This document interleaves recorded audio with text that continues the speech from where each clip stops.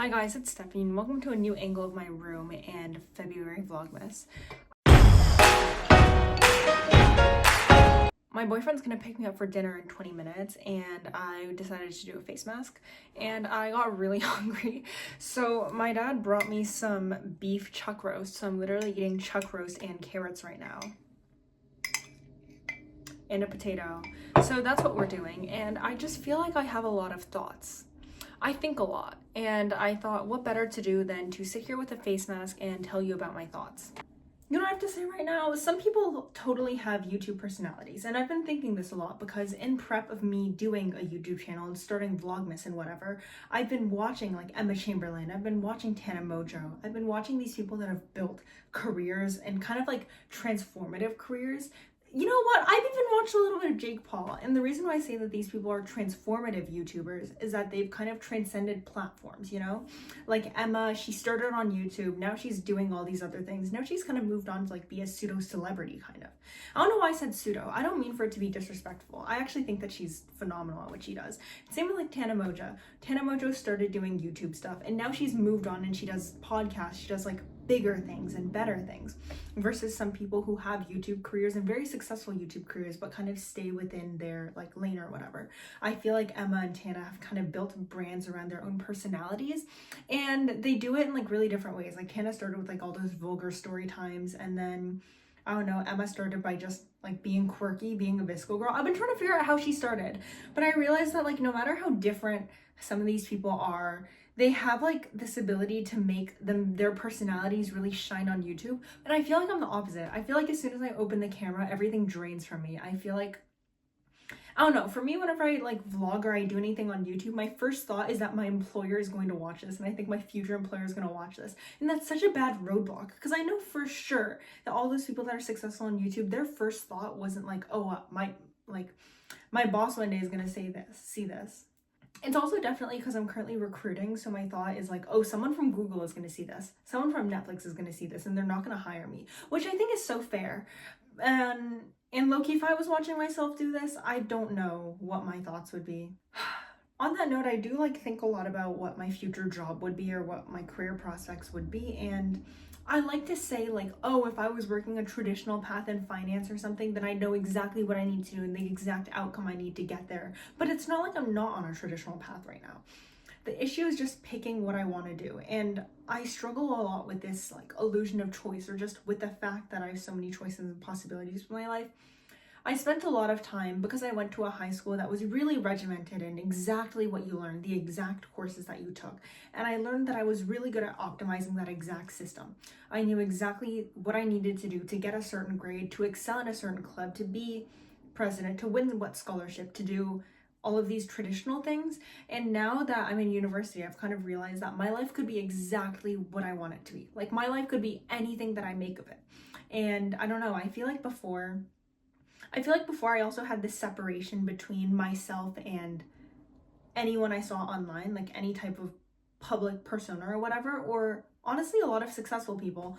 I used to always think like, oh, I'm not like Sam Altman. I don't know why I gave Sam Altman as an example. He is insanely successful, but I'd be like, oh, like I couldn't be like Elon Musk. Oh, I couldn't be like Kathy Woods. I told myself like, oh, I'm just not them. Like I was raised differently. I grew up in an XYZ different environment. There's no way that I could end up like them or be mega successful or do whatever. Or even Emma Chamberlain. Like it would be a choice for me to not be like them. If I wanted to be like them, I literally could, because they all started random. They all started from nowhere. I actually don't think any of them are Nepo babies. Actually, I feel like more people are Nepo babies than you will ever realize, but I think a real Nepo baby is good at hiding their Nepo baby. Like, is Gracie Abrams really a Nepo baby? Oh my god, I keep on not finishing my thought. So back to what I was saying about like jobs and stuff. For me in 2025, I really want to focus on building an identity for myself, an outwards identity on the internet. How can I sell myself? How can I figure out how to brand things? And I feel like along the way, there's a lot of learning I'm going to do about marketing, about social media, about where the world is going. And I feel like building a brand is the best way that I can express all these things that I want to do, because I do think maybe in the future I could see myself in an operator role for a startup. I really do want to work in a startup. I want to work somewhere that's really fast paced. Maybe I'll found something of my own. but that requires me to have built a brand. Speaking of brands, a brand that I think is super cool is Pool Suite, like Marty.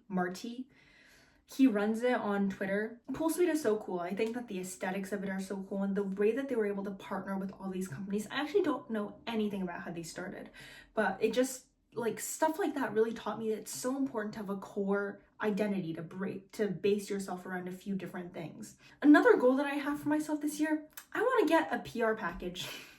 I'm sorry, not to really go like off the rocker here. I just think it must be so cool to get a PR package. I don't really care from what company or like what exactly it is, but just the thought behind getting a PR package to be on a list somewhere. I love the idea of being on a list. Not that I'm going to like build a brand for external reasons. I am building a brand for myself.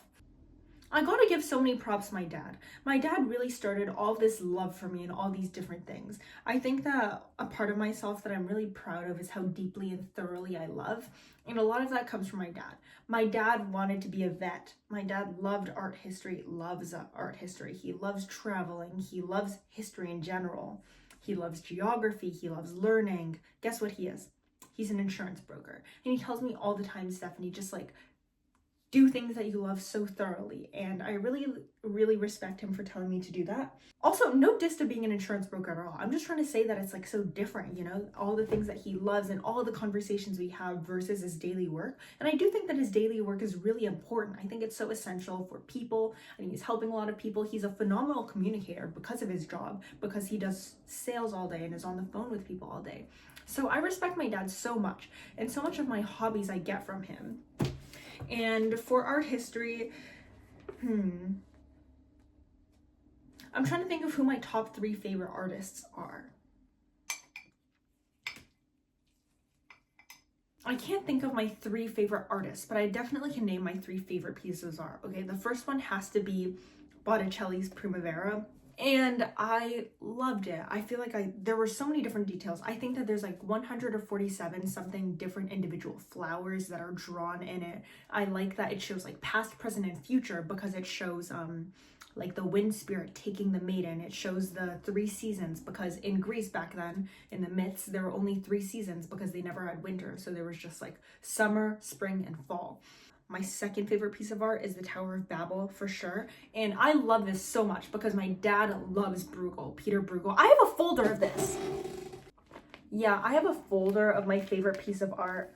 I think that this one is so gorgeous because I think it's detailed again. Girl, I actually don't have a good reason why I love this. We really bonded, me and my dad, over Bruegel's work, and he was just so excited to show me this artwork, and it makes me really emotional to think about how for so many years my dad would drag me and my sister to museums, and I was just like young and uncultured, and I didn't appreciate what I was seeing in front of me. But now that I'm really starting to appreciate, I notice how every single thing my dad says is like so rich, you know? My dad knows so much about history. He knows so much about the world, like everything about the world. Me and him do the Worldle in the morning, and he always gets it right. He knows so much. I'm not a cinephile. My favorite TV show is Gossip Girl. I don't know what to say about it. Concluding my art history thoughts, this was a book that my boyfriend got for me in New York, and I have yet to thank him adequately for this book. I love this book. This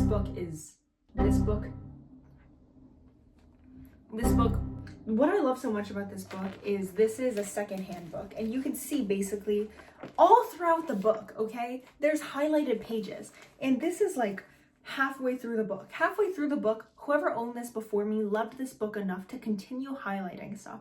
And the reason why this is an achievement is because for me, if I'm highlighting and annotating a book, maybe the first fourth half of the book, hell, is going to be full of highlights, full of annotations. But as I continue reading and I kind of just get more in a flow state, or as I start skimming, God, I said it, once I start skimming, I'm not highlighting as much. And as I flip through this, even towards the end, there's still sections that show that this book was well loved by the previous owner. It's my goal to go through the entirety of this book with a different colored highlighter, because all of the highlights in this book are done in yellow. I'm going to try and go through this book with another colored highlighter and then highlight stuff that I think is interesting. So then by the time I'm done this book will have been thoroughly loved for a second life. My face mask is crinkling a lot. My skin is hard as a rock, so this is my cue to leave. Thank you for letting me make this space my little corner of the internet. If you've watched until this point, it means a lot to me because you're like actually giving me a view. You know, you're really being a part of what I want the next year to be, and that means a lot to me. So thank you. Bye.